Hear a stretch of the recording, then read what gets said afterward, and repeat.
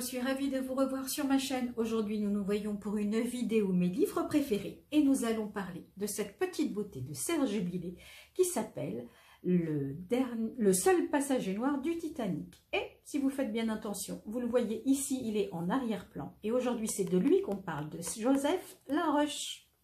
Alors, ce bouquin est juste très sympathique à lire et on va pas, et ça n'est pas une énième histoire sur le naufrage du Titanic, mais on parle tout simplement de cette personne. Donc, on apprend que Joseph Laroche est né en 1886 en Haïti. Je ne sais plus trop dans quelle ville, vous allez me pardonner. Il est donc né et a grandi en Haïti. Il a mené une existence et une enfance plutôt joyeuse, heureuse. Rien à signaler pour lui, tout va très bien. On apprend donc aussi qu'il est le fils unique de, Euzélie, si ma mémoire est bonne, qui a travaillé dur, très fort, qui a mené une existence de travail toute sa vie, pour donner à son fils unique une belle jeunesse, une belle vie, et qu'il puisse mener ses études au plus loin. Alors, le père de Joseph, lui, c'est un autre discours, c'est quelqu'un de plutôt volage, on peut même dire coureur de jupons. Donc il vivote d'histoire en histoire, de femme en femme. Donc c'est pas quelqu'un de très sérieux et Euzélie va mettre un terme à cette histoire. Par contre, si ma mémoire est bonne, ce monsieur n'a jamais reconnu son fils. Il l'a même pas élevé, hein, de toute façon. Donc il est parti quand il était bébé. Et donc du coup, bon voilà. On va apprendre dans le livre que quelques années après, le père va essayer de prendre contact avec son fils, qui va y arriver. Mais Joseph, tout sympathique et gentiment, lui fait comprendre ou lui dit carrément que en fait c'est un peu trop tard. Donc, bref, il a grandi avec sa maman. Il a été élevé là-bas, en Haïti. Sa vie est plutôt belle.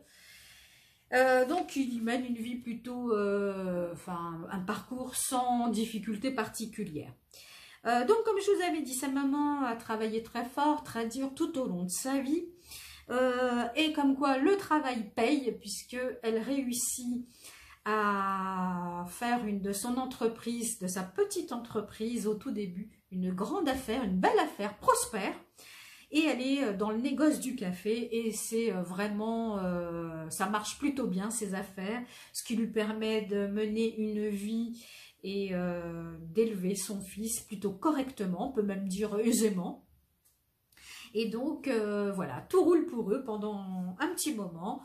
Jusqu'à ce que, à l'adolescence de Joseph, sa maman décide qu'il doit aller mener ses études supérieures sur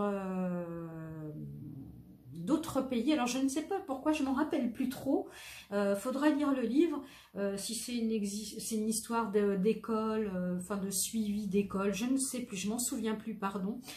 Donc elle décide qu'il va mener ses études ici en France et il va atterrir sur la ville de Beauvais dans l'Oise.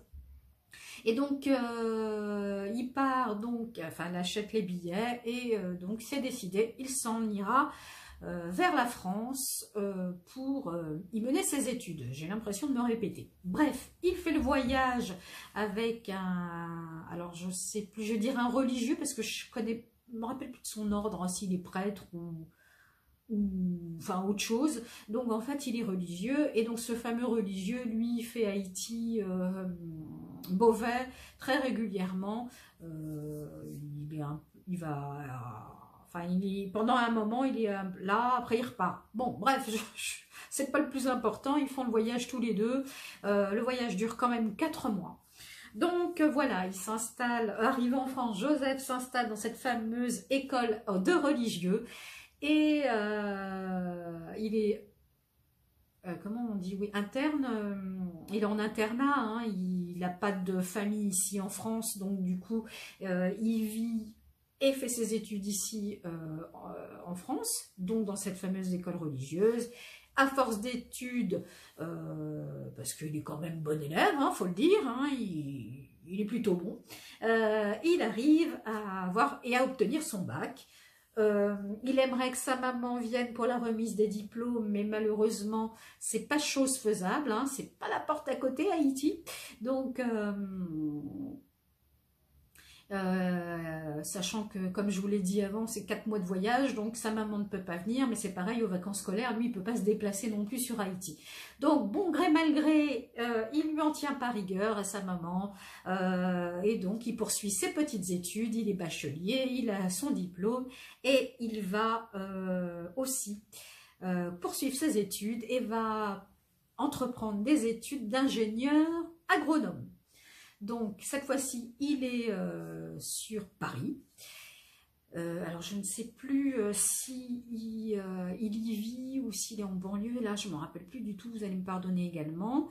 Donc, il se fait forcément de nouvelles connaissances dans cette école, de nouveaux potes. Et un jour, un de ses potes l'invite à déjeuner ou à dîner. Je ne me souviens plus.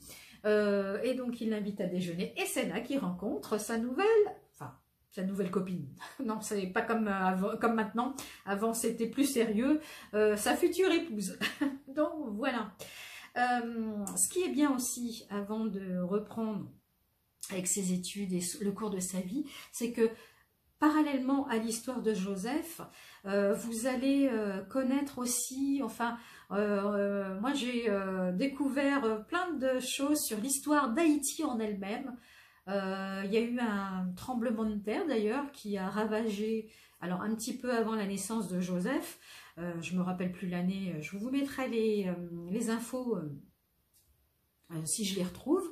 Et on sait que Joseph est issu de la famille Laroche, et cette fameuse famille Laroche est très impliquée en politique dans l'île. Donc ce qui est bien, ce que je trouvais bien, c'est qu'en parallèle vous aviez les événements d'Haïti passés ou du vivant de Joseph. Donc voilà, j'ai fait ma petite parenthèse. Donc voilà, oh là là, donc du coup, il a entamé ses études d'ingénieur, il a des potes, il a rencontré sa nouvelle épouse, il obtient son diplôme d'ingénieur, donc jusqu'ici tout va bien. Maman ne peut toujours pas venir en France à son grand désarroi, et bon voilà, il décide, une fois les études finies, de s'installer, de faire sa vie avec sa fameuse future épouse, dont je ne me souviens plus le prénom, je suis désolée. Donc, ils vont s'installer, faute de moyens à l'époque, chez Beau-Papa, qui est retraité à l'époque, il me semble. Il trouve un boulot plutôt correct et en adéquation avec ses études. Il va être embauché dans une grande entreprise. Je ne me rappelle plus le nom, pardon. Et en fait, ces grandes entreprises, c'était à l'époque, cette grande boîte, en fait, c'était les entreprises qui ont fait les premières lignes, les premiers tracés des métros parisiens. Donc voilà, quand vous allez prendre le métro pour nous les Parisiens ou les banlieusards, en fait, il a contribué à ces premières lignes. Bref, je ne me souviens plus pourquoi ni comment, il perd au bout d'un moment une façon de boulot qui lui plaisait beaucoup d'ailleurs, je ne sais plus pourquoi. Donc du coup, il va se retrouver sans emploi, sachant qu'entre-temps, ce que je ne vous ai pas dit, c'est que Joseph a construit aussi une petite famille, puisqu'il s'est marié avec son épouse.